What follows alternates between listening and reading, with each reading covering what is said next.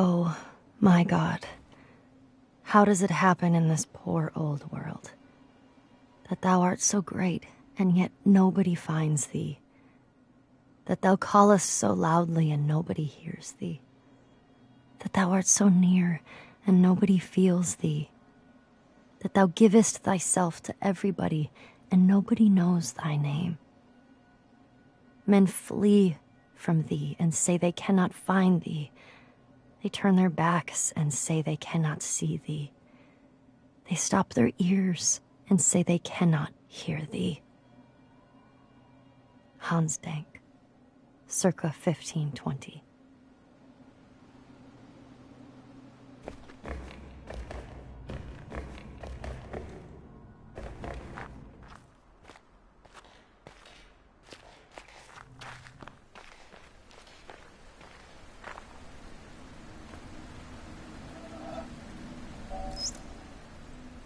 It is a great adventure to contemplate the universe beyond man, to contemplate what it would be like without man, as it was in a great part of its long history and as it is in a great majority of places. When this objective view is finally attained, and the mystery and majesty of matter are fully appreciated, to then turn the objective eye back on man, viewed as matter, to view life as part of this universal mystery of the greatest depth, is to sense an experience which is very rare and very exciting. It usually ends in laughter and a delight in the futility of trying to understand what this atom in the universe is, this thing, atoms with curiosity, that looks at itself and wonders why it wonders. Well, these scientific views end in awe and mystery, lost at the edge in uncertainty, but they appear to be so deep and so impressive that the theory that it is all arranged as a stage for God to watch man struggle for good and evil seems inadequate. Some will tell me that I have just described a religious experience. Very well, you may call it what you will. Then, in that language, I would say that the young man's religious experience is of such a kind that he finds the religion of his church inadequate to describe, to encompass that kind of experience. The God of the church isn't big enough. Richard Feynman, 1963.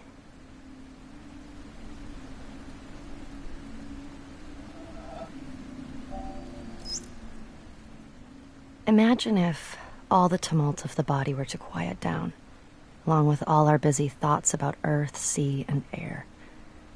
If the very world should stop, and the mind cease thinking about itself, go beyond itself, and be quite still. If all the fantasies that appear in dreams and imagination should cease, and there be no speech, no sign.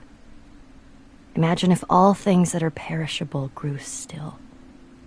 For if we listen, they are saying, we did not make ourselves. He made us who abides forever.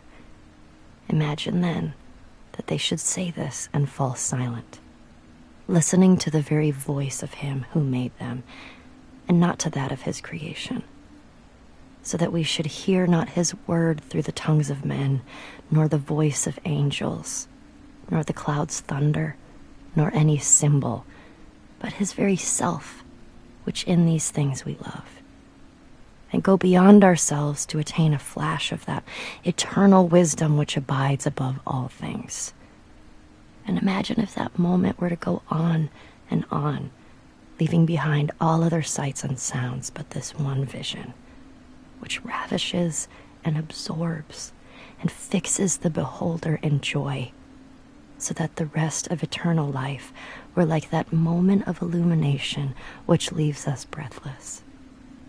Would this not be what is bidden in Scripture? Enter thou into the joy of thy Lord. Augustine of Hippo, circa 400.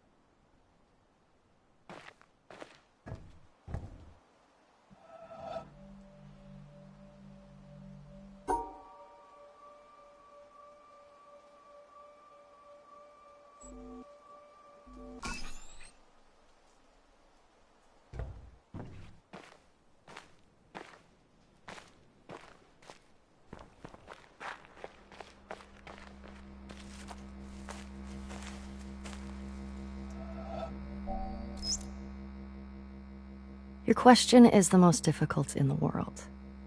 It is not a question I can answer simply with yes or no. I am not an atheist. I do not know if I can define myself as a pantheist. The problem involved is too vast for our limited minds. May I not reply with a parable? The human mind, no matter how highly trained, cannot grasp the universe. We are in the position of a little child entering a huge library filled with books in many languages. The child knows someone must have written those books. It does not know how.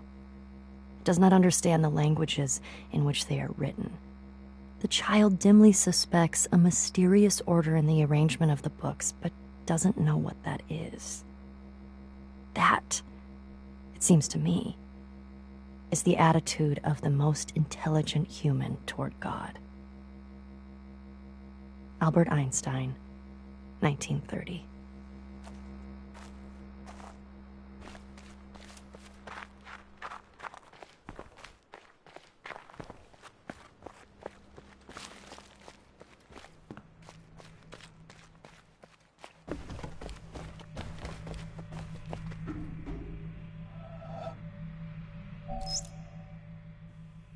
The concept of a clock enfolds all succession in time. In the concept, the 6th hour is not earlier than the 7th or 8th, although the clock never strikes the hour, save when the concept biddeth. Nicholas of Cusa, 1450.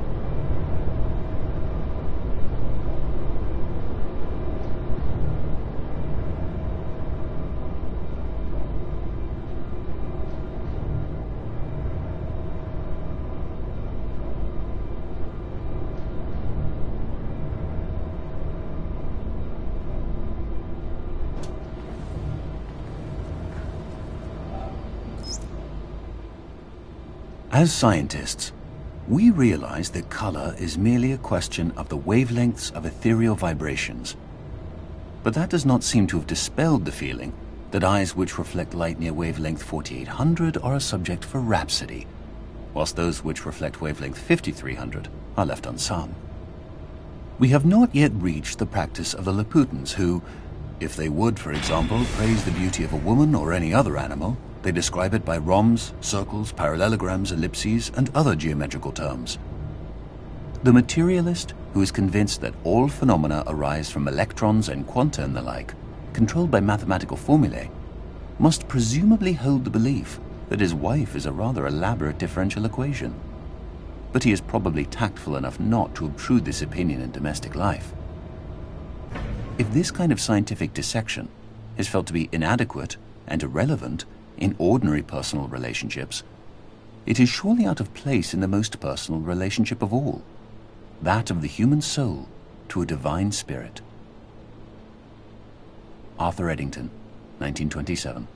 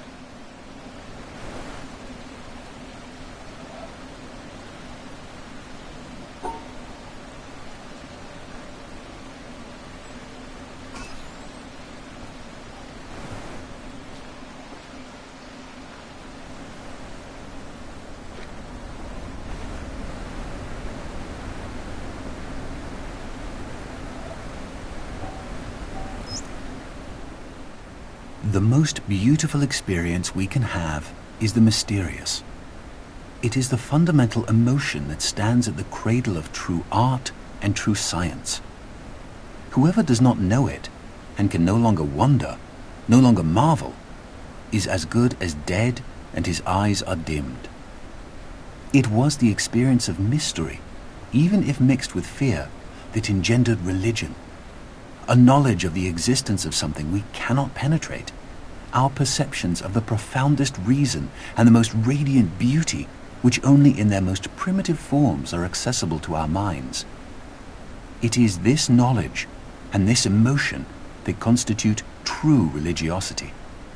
In this sense, and in this alone, I am a deeply religious man. I cannot conceive of a God who rewards and punishes his creatures, or has a will of the kind that we experience in ourselves. Neither can I, nor would I, want to conceive of an individual that survives his physical death. Let feeble souls, from fear or absurd egoism, cherish such thoughts. I am satisfied with the mystery of the eternity of life, and with the awareness and a glimpse of the marvelous structure of the existing world, together with the devoted striving to comprehend a portion, be it ever so tiny, of the reason that manifests itself in nature. Albert Einstein, 1931.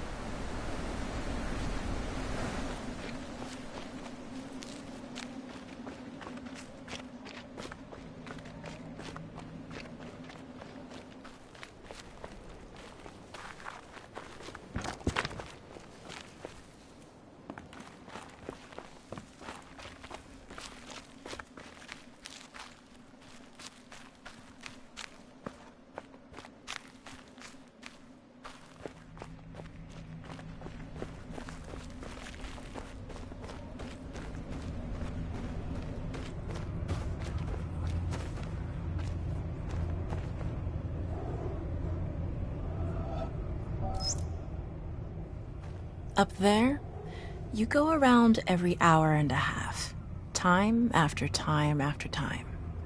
You wake up usually in the mornings, and just the way that the track of your orbits go, you wake up over the Mideast, over North Africa. As you eat breakfast, you look out the window as you're going past, and there's the Mediterranean area, and Greece, and Rome, and North Africa, and the Sinai, the whole area. And you realize that in one glance, that what you're seeing is what was the whole history of man for years, the cradle of civilization. And you go around down across North Africa and out over the Indian Ocean and look up at that great subcontinent of India pointed down toward you as you go past it.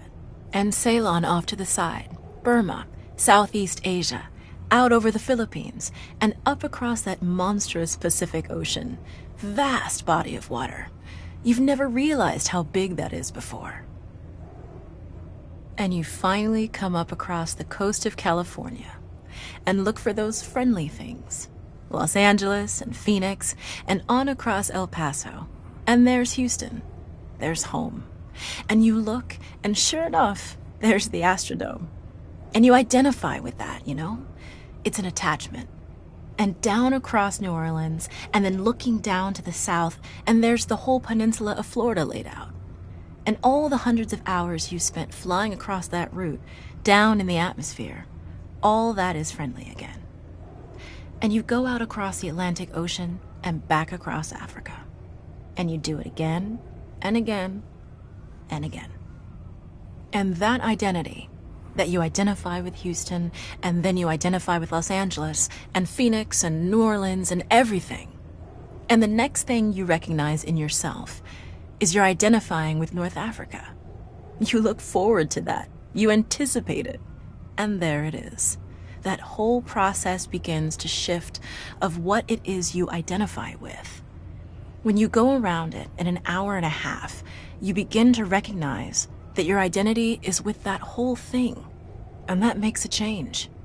You look down there, and you can't imagine how many borders and boundaries you crossed again and again and again, and you don't even see them. At that wake-up scene, the Mideast, you know there are hundreds of people killing each other over some imaginary line that you can't see. From where you see it, the thing is a whole, and it's so beautiful. And you wish you could take one from each side in hand and say, look at it from this perspective. Look at that. What's important? And so a little later on, your friend, again those same neighbors, another astronaut, the person next to you goes out to the moon. And now he looks back and sees the Earth not as something big where he can see details, but he sees the Earth as a small thing out there. And now that contrast between that bright blue and white Christmas tree ornament and that black sky, that infinite universe, really comes through. The size of it, the significance of it, it becomes both things. It becomes so small and so fragile, and such a precious little spot in that universe that you can block it out with your thumb. And you realize that on that small spot, that little blue and white thing is everything that means anything to you. All of history and music and poetry and art and war and death and birth and love, tears, joy, games, all of it is on that little spot out there that you can cover with your thumb. And you realize that that perspective, that you've changed, that there's something new there. That relationship is no longer what it was. And then you look back on the time when you were outside on that EVA and those few moments that you had the time because the camera malfunctioned, that you had the time to think about what was happening. And you recall staring out there at the spectacle that went before your eyes. Because now, you're no longer inside something with a window looking out at a picture. But now you're out there. And what you've got around your head is a goldfish bowl, and there are no limits here. There are no frames. There are no boundaries. You're really out there, over it, floating, going 25,000 miles per hour, ripping through space, a vacuum, and there's not a sound.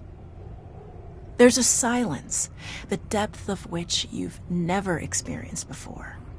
And that silence contrasts so markedly with the scenery and the speed with which you know you're going.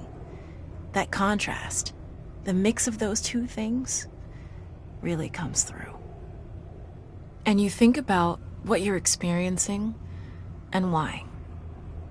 Do you deserve this? This fantastic experience? Have you earned this in some way? Are you separated out to be touched by God to have some special experience here that other men cannot have? You know the answer to that is no. There's nothing that you've done that deserves that earned that. It's not a special thing for you. You know very well at that moment, and it comes through to you so powerfully that you're the sensing element for man. You look down and see the surface of that globe that you've lived on all this time, and you know all those people down there. They are like you. They are you. And somehow you represent them when you are up there. A sensing element, that point out on the end, and that's a humbling feeling. It's a feeling that says you have a responsibility. It's not for yourself. The eye that doesn't see does not do justice to the body. That's why it's there. That's why you're out there. And somehow you recognize that you're a piece of this total life. You're out on that forefront and you have to bring that back somehow. And that becomes a rather special responsibility. It tells you something about your relationship with this thing we call life. And when you come back, there's a difference in that world now. There's a difference in that relationship between you and that planet, and you and all those other forms of life on that planet, because you've had that kind of experience. It's a difference, and it's so precious. And all through this, I've used the word you because it's not me. It's not Dave Scott. It's not Dick Gordon, Pete Conrad, John Glenn. It's you. It's us. It's we. It's life. It's had that experience. And it's not just my problem to integrate. It's not my challenge to integrate, my joy to integrate. It's yours. It's everybody's. Russell Schweikart, 1975.